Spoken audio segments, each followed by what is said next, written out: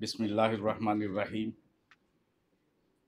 আজকের এই সুন্দর এবং প্রয়োজনীয় সেমিনারের সম্মানিত প্রধান অতিথি, জাতির গর্ব, এবং যদিও তিনি বয়সে প্রবীণ কিন্তু তারুণ্যে ভরপুর, তিনি তারুণ্যের রোল মডেল, আমাদের প্রিয় এবং আমার বিশেষ প্রিয় শ্রদ্ধেয় সাংবাদিক, সম্পাদক এবং একজন বুদ্ধিজীবী জনাব মাহমুদুর রহমান। মঞ্চে উপবিষ্ট আমার আরেকজন বন্ধু সচিব খন্দকার ভাই, এখানে সামরিক বাহিনীর আমার বন্ধুরা, অন্যান্য সম্মানিত আলোচকবৃন্দ, সামনে বসা সম্মানিত প্রবীণরা এবং নবীনরা, উপস্থিতি সাংবাদিক বন্ধুরা, আসসালামু আলাইকুম। আসলে এই বিপ্লবটা তরুণরাই করেছে, আর তারুণ্যে ভরপুর কিছু প্রবীণ যারা আসলে হৃদয়ে তরুণ, তারা তাদেরকে পথ দেখিয়েছে। সুতরাং এটা তারুণ্যের বিজয়। তাদের সামনে চ্যালেঞ্জ অসংখ্য, এবং সেই চ্যালেঞ্জগুলো খুবই প্রণিধানযোগ্য এবং সেগুলো মোকাবেলা করাও প্রয়োজন। তরুণ তো তারাই এই বিপ্লবে যারা ছিল, সাইদ, আবু সাইদ, মুগ্ধ, এরা তারুণ্যের প্রতীক। মুক্ত বিহঙ্গের মতো দুহাত ছড়িয়ে দিয়ে বুক চেতিয়ে গুলি গ্রহণ করতে পারে তরুণরাই। আবু সাইদ তা দেখিয়ে দিয়েছে। সুতরাং এগুলো বলার কিছু নেই, এটা ইতিহাস হয়ে গেছে। ইতিহাস হয়ে যাবেন আমাদের মাহমুদ ভাই, যিনি ফেসিবাদের পদধ্বনি জাতিকে শুনিয়েছিলেন।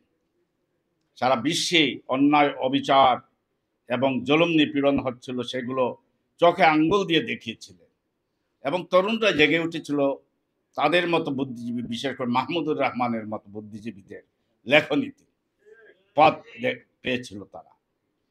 তো বলবো যে যদি তরুণদের মধ্যেও যদি কেউ কেউ ভয়ে সিটিয়ে থাকে, নজরুল ইসলাম খুব সুন্দর একটা কথা বলছিলেন, তোমাদের তারুণ্যের এই আলখেল্লার ভিতরে বার্ধক্যের কঙ্কাল। আর প্রবীণ তো যারাই, সে তরুণ হোক আর বুড়ো হোক বয়সে, ওই যে প্রবীণ, ওই যে পরম পাকা, চক্ষু কর্ণ দুইটি ডানায় ঢাকা, ঝিমায় যেন চিত্রপটে আঁকা। যে কোনো হচ্ছে অন্যায়, অবিচার, জুলুম, নির্যাতনের সয়লাভ বয়ে যাচ্ছে, কথা বলে না। তার তরুণ হলেও তারা বুড়া, বৃদ্ধ, প্রবীণ। আর বৃদ্ধ যদি কেউ অন্যায়ের বিরুদ্ধে রুখে দাঁড়ায়, দুর্নিবার তার শক্তিতে সে এগিয়ে যায়, জাতিকে জাগায়, তরুণদেরকে অনুপ্রাণিত করে, তার বুদ্ধিতে, কলমে, বাণীতে, তারা তরুণ, তারাই তরুণের অহংকার।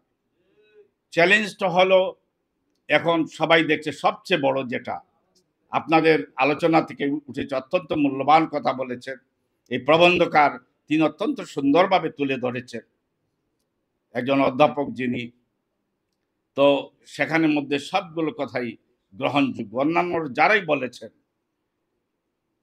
যারা অবসরপ্রাপ্ত সামরিক বাহিনীর বয়সে প্রবীণ, কিন্তু তাদের বক্তব্যে তারুণ্য ঝরে পড়েছে। চ্যালেঞ্জটা হচ্ছে জাতিকে বিভাজিত করে দিয়েছে, করে রেখেছে। প্রবীণদের কেউ কেউ বলেন, আমি ওই তরুণদের এই অভ্যুত্থানে ছিলাম না কোনোদিন, আর এখন আবার সেই বিপ্লবের সাফল্য তারা ভাগ বসানোর জন্য বলছে। তো সবাই করেছেন, তারাও করেছেন, এরাও করেছেন, তারাও আস্তে জাতি করেছে। অন্যায়ের বিরুদ্ধে যারা ছিল তারা ছাড়া সবাই করেছে। সুতরাং দোস্ত দুশ্মন, বন্ধু শত্রুকে চিনতে হবে। এই যে ঘাপটি মেরে থাকা, লুকিয়ে থাকা যারা চক্রান্তকারী, তাদেরকে আমরা চিনি, তারপর আমরা নীরব থাকি। আমাদের তাদের বিরুদ্ধে সোচ্চার হতে হবে, তাদের ষড়যন্ত্র সম্পর্কে সোচ্চার হতে হবে। নাইলে আমাদের সামনে সমূহ বিপদ। জাতিকে ঐক্যবদ্ধ হতে হবে। বিভাজিত জাতিরা যদি সামান্য আশু কোনো লাভের প্রত্যাশায়, প্রাপ্তিযুগের প্রত্যাশায় যদি আমরা বিভাজিত হই, হিংসা জিঘাংসায় যদি আমরা নিজেরা কলহে লিপ্ত থাকি, তাহলে জাতি দুর্বল হয়ে যাবে। এজন্য দেশকে এগিয়ে নিয়ে যেতে হলে, জাতিকে এগিয়ে নিয়ে যেতে হবে, তারুণ্যকে আবার সেই প্রতিবাদীর ভূমিকায় জেগে উঠতে হবে, চ্যালেঞ্জ মোকাবেলা করতে হবে। বিভাজনের বদলা, বিভাজনের স্থলে আমাদের ঐক্যের বাণী শোনাতে হবে, জাতিকে ঐক্যবদ্ধ করতে হবে এবং ঐক্যবদ্ধভাবে সব ধরনের ষড়যন্ত্রকে রুখে দিতে হবে, দেশি এবং বিদেশি। আমি আশা করি তারুণ্যই রুখে দেবে আমাদের দেশের বিরুদ্ধে, জাতির বিরুদ্ধে, আমাদের অগ্রগতি প্রগতির বিরুদ্ধে সকল ষড়যন্ত্র, ইনশাআল্লাহ। সুতরাং এই তারুণ্যের সামনে যে চ্যালেঞ্জ, আপদ আছে বিপদ জানি আছে, তাই জেনে তো বক্ষে পরাণ নাচে।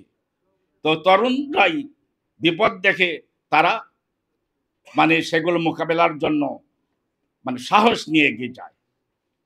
আমি বলবো যে বাংলাদেশের এই জাতি, ইনশাল্লাহ আমরা বাংলাদেশি 18 কোটি মানুষ ঐক্যবদ্ধভাবে দেশের বিরুদ্ধে সকল ষড়যন্ত্র রুখে দেব এবং সচেতন থাকব।